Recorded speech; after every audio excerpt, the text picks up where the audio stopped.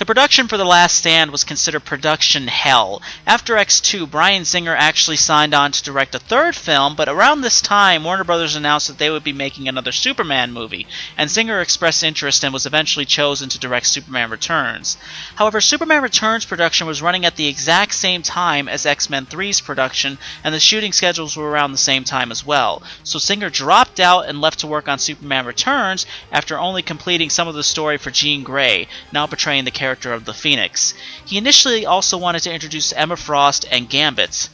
Director Matthew Vaughn was temporarily signed on to the movie, and Vaughn pretty much started from scratch with the story. He wanted to introduce Beast and Juggernaut and had what seemed to be a great story planned, but family issues forced him to drop out. He would later say in an interview that he didn't like the way Fox was rushing the production and could have never made the film he wanted on that schedule. Brett Ratner would later be chosen and pretty much kept Vaughn's ideas in, but made changes that he felt were necessary.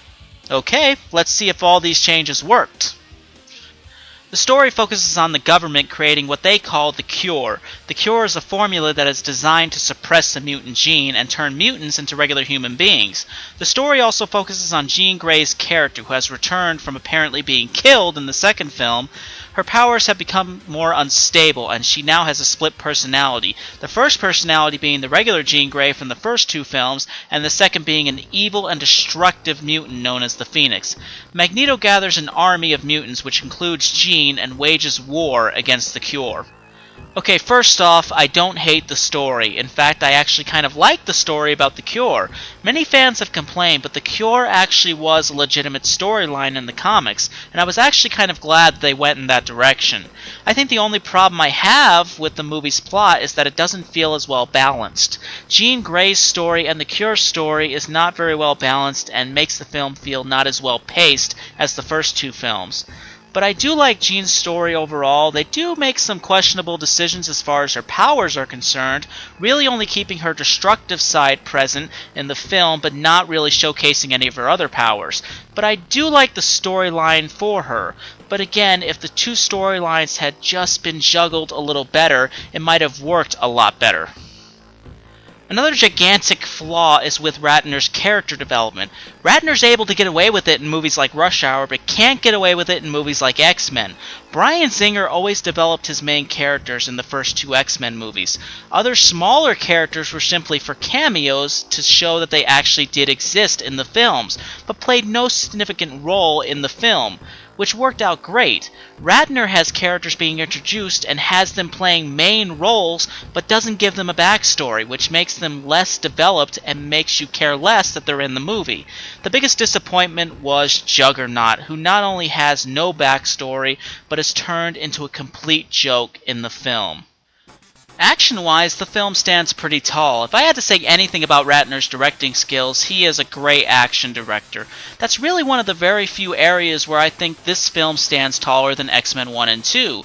While some action scenes are just there for the sake of having action, for instance Wolverine's fight with various mutants in the woods, most of it plays out well to the story. Singer did pretty much the same thing, but I felt that Ratner was better at adding emotion and drama to the action scenes, which was cool. The CGI, however, takes a step backwards in my opinion.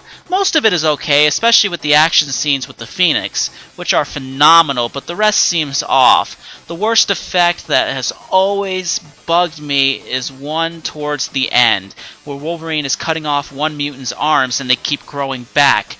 Which would be funny, but the effect is so lousy that the arms don't even look completely attached to the actor. In fact, when he falls down, the effect actually looks like it's going down slower than the actor is. So yeah, some of it is great, but most of it is terrible. The acting survives, though. In fact, if this movie wasn't typecasted as a comic book flick, I feel that someone should have been nominated for an Oscar. This especially goes for Famke Yassin, who really gives her all in the performance as Jean Grey / the Phoenix. I know a lot of people didn't like the way the Phoenix was written, but I think we can all agree that the performance was spectacular. There were only two returning actors that I really didn't enjoy, and that was Hugh Jackman and Halle Berry. Hugh Jackman I still like in the role of Wolverine, but I hated the way Wolverine was written. He went from this fearless, action-packed character in the first two films to a lovesick sissy in the third film, and that's the only way I can describe him in the third film. Halle Berry just bugs me because I always felt that her performance was a little too overbearing and too over the top. Halle Berry stated in an interview that she would only return to X-Men 3 if the character had more of a presence like she does in the comics. That's fine, and I love seeing Storm have more screen time, but Berry adds way too much dramatic acting that just seems way too forced in. Also, it should be noted that none of the X-Men films ever got Storm's hair right, but the third film stands out as the hardest to look at. It's just awful. The new additions go back and forth. I like Ellen Page as Kitty Pryde. I thought she gave a great performance. Vinnie Jones as Juggernaut just makes me want to cry because he's such a great actor who's playing one of the most memorable villains in the comics and is reduced to being a brainless imbecile in the movie. Eric Dane as Multiman, another great comic book character who enjoys about a total of 4 minutes on screen. But I will give Dane this. He is entertaining for that short amount of time.